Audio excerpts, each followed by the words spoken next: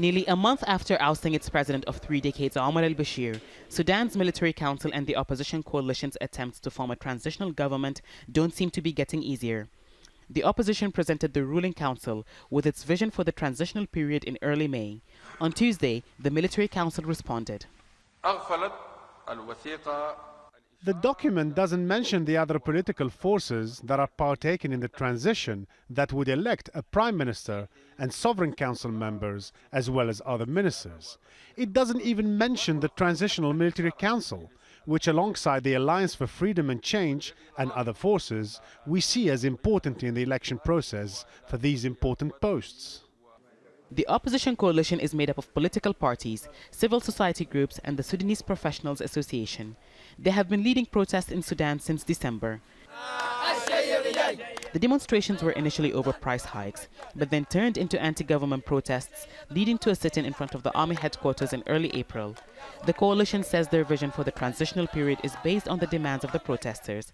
It includes a 4-year transitional period, a presidential or sovereign council, an executive council headed by a prime minister with a civilian majority representation, as well as a legislative assembly made up of 120 to 160 members, 40% of which must be women, and an independent judiciary.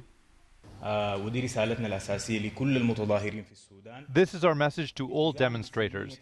The peaceful work is what has led to our victories, and that's what will help us achieve all the goals of the Sudanese revolution.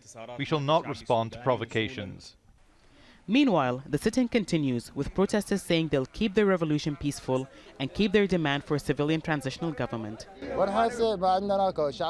We are the people of the revolution here. We're all demanding a civilian government, and no matter what, we'll be here till the demand is met, and that is a popular demand.